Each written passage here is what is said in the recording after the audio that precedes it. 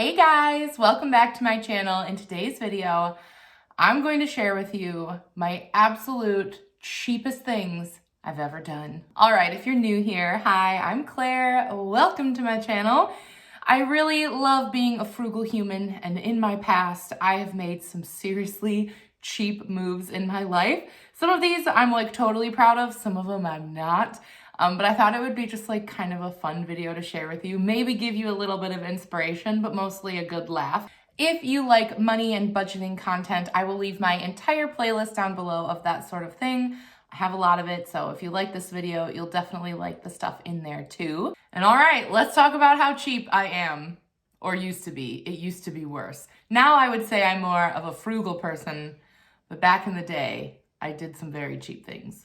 So number one, the cheapest thing I ever did, honestly, probably the biggest one, is I bought a house for $5,000. I was actually just in the right place at the right time. The housing market crashed and I happened to be a senior in high school with a very hustler mindset. I found a house for $5,400. I went to my uncle, who was an investment businessman. I gave him my proposal. He wrote me a check for $15,000. I had to, of course, pay it all back. And this was actually my first real taste of what it was like to get a loan. He taught me a lot. So that was actually a really positive experience. But I paid for the house with that loan from him. I did pay it all back. And I fixed it up to live in. It was 2 units. The back unit I rented out, and that paid that payment back to my uncle. So I didn't have to pay anything to live there. But I will say, you guys, this house was falling apart. This house was built in the late 1800s. It was in a kind of dangerous part of town. It was slanting inwards and sinking a little. We had to use posts in the basement to jack the house up, but still you could roll marbles into the middle of the floor. The windows were made of plexiglass, not in the unit I rented out, but in the unit I lived in, and it was rough. So while it is a right place, right time, the cheapest thing I ever did was live in really terrible housing for a long time just to make money and to flip a profit on that house. I think that a lot of people have really high expectations for buying a house, and the only reason I have this nice house I'm in now is because that's where I started.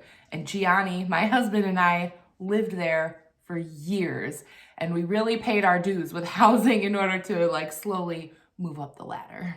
My next cheapest thing I've ever done is use cloth diapers for my children. Now, cloth diapers can seem really expensive on the outside if you just started researching them or whatnot. It can be $20 to $30 for one diaper.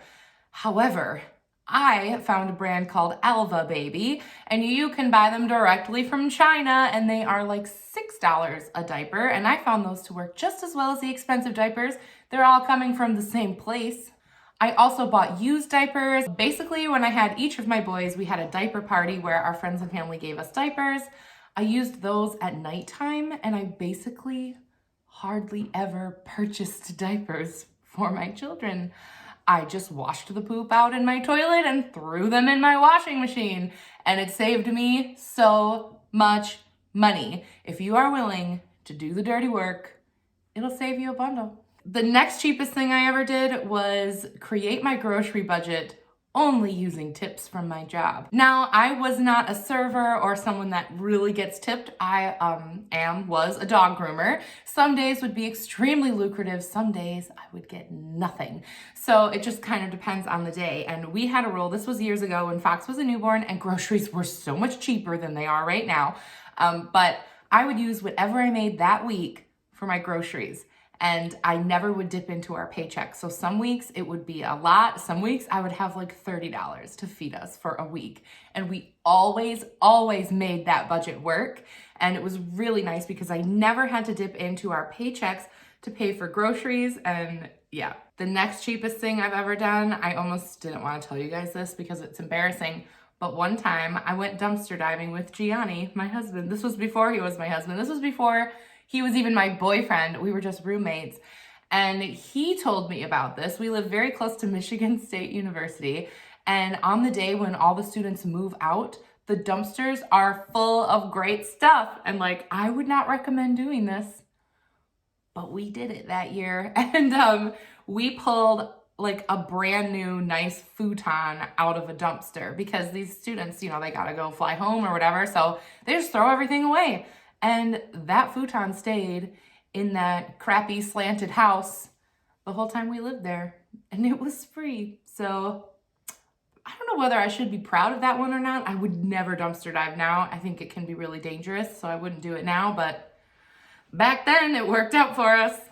The next cheapest thing I ever did was everything to do with our wedding and marriage. Starting with my ring, the diamond actually came from Gianni's grandmother, so it was a family diamond, didn't have to buy that. The setting and the band, they all came from Etsy for like $500, so $500 for the full diamond ring set is crazy cheap. My dress came from Torrid off the rack, and then we got married in Las Vegas. And the best part about this, you guys, is that we were already in Las Vegas for my best friend's wedding. Now, I had had Fox 5 months before we got married. This was a time in our lives where we were really broke. Fox had a huge medical bill for a stay in the NICU. My husband was still finishing up school. He was waiting tables. I was grooming dogs. We had just bought our house, not this one, but the previous one. And we were really, really working hard to try to make it at that point. And we had put every dime we had into getting to my best friend's wedding in Vegas. And we were like, hold up, we could also get married right now. And then we can save lots of money. So we did. And we didn't tell anyone. We didn't invite anyone. It was just Gianni and I. And the wedding was $99. And it was perfect. I wouldn't have had it any other way. I didn't think it needed any more than just the two of us. I made my own bouquet out of chiffon. I made my own flowers. I did my own hair and my own makeup. I made my own veil.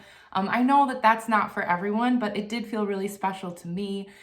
Gianni's father bought him his suit to wear as a gift, so we didn't have to pay for that. And we, of course, got the DVD of it so that we could come home and share it with our families. And we just had like a party when we got back here. And I don't regret that at all. The next thing that we are really cheap about is dogs and not their care. Trust me, we've spent quite a bit on their care. But acquiring the dog in the first place, Duke over here, he came from not just like a shelter, he came from the pound. This was not like a Humane Society rescue. This was like, we busted him out of doggy jail and he cost like, I don't know, $100. Banjo, our new dog, actually was just rehomed. Someone, a mutual like friend was looking for a new home for his dog and he didn't cost anything. I know that breeders and people who want specific type of dogs totally have their place. I'm not anti-breeder, especially as a dog groomer. I see how it is important in the world of dogs to maintain a breed standard, especially if that breed is a working dog, like a police dog or a seeing eye dog or any of that whole thing. I do understand the need. However, I'm not a person that needs it, so there's no reason for me to spend $5,000 on a designer dog. That's ridiculous. I would much rather spend $5,000 spoiling the $100 dog any day. So yeah, I've never purchased a dog, ever. All right, my next cheapest move ever, you guys, I cut my whole family's hair. Everyone, even mine, everyone. My children, the boys, have each gone to a salon one time in their life. Gianni has not had a professional haircut since I met him, or since he moved in with me, which was over a decade ago. So he's not been to a salon in 10 years. I got my hair done once. It's been like a year and a half, and that was just to actually dye it back to my natural color so that I could take over the maintenance of it. If you don't dye your hair, well, even if you do dye your hair, people successfully do that by themselves. I think it's usually much better when a professional does it. I mean, all hair is better when a professional does it. Don't get me wrong. I would never sit here and say like, cutting hair isn't hard. I just do it myself. It is hard. It is a craft that people spend a lot of time perfecting and are very good at. I would never say that I'm as good as a professional, ever. But I feel like I'm good enough for our standards, and that's all that really matters. And my last cheapest move for you guys is all about travel. There's a couple of them in here. So before I became a wife and mom and general domestic goddess, I love to travel. We do have some plans in the very near future, hopefully, to get my husband over to Berlin, my favorite city. We were supposed to go this month actually, but because of Rona, that's been canceled and we're gonna try again next year. So yeah, that's a bummer. But over the years, especially because I did the majority of my traveling when I was a teenager, I really had to be clever about how I did that to afford it, because it's not like I had like a real job or anything. So some of the things I would do, first of all, I remember one time me and my best friend Mary Ellen, we selected a flight that had 4 layovers in the United States before even getting to Germany. Like, we flew from our city to a city that was an hour away to Detroit. We sat in Detroit for 8 hours, and Detroit is only an hour away from my house, but we had to do it. And we did that all to save $100 on a plane ticket. I don't think I would do that now, but then $100 was worth way more than 8 hours to me when I was 17. So we definitely did that. We were totally down to sit and wait in whatever airport we could for the absolute cheapest so that we could get to Europe. Another thing I did and currently do is I utilize Sky Miles as much as possible. That's kind of a no-brainer. The last time I went to Germany, I was pregnant with Fox and I paid for that entire trip with Sky Miles. All I had to pay were like taxes and fees, and they were like $50. I have the Delta American Express card, but my biggest, #1 cheap travel hack is booking really strategic layovers. What I would do every single time I went to Europe is I would book a layover on my way back that was really long, because you usually get a really long list of flights to choose from, and I would pick a fun European city and I would stay there for 24 hours, 30 hours, however long I could.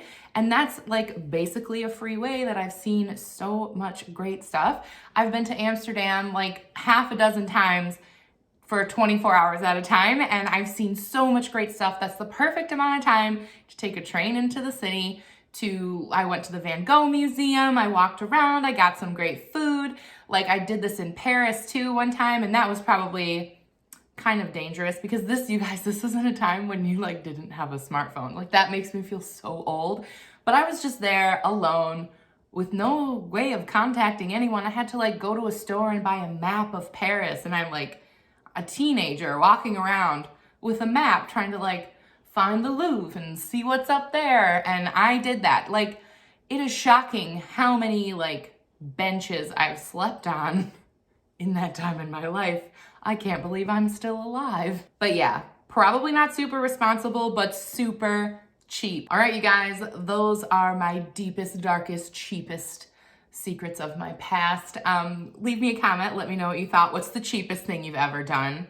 I would love to hear your shameful, cheap things, because I think it's funny. And please come on back for more of this type of content. I post videos every Friday and every Sunday, and I would love to have you. And I'll see you guys in my next one. Bye.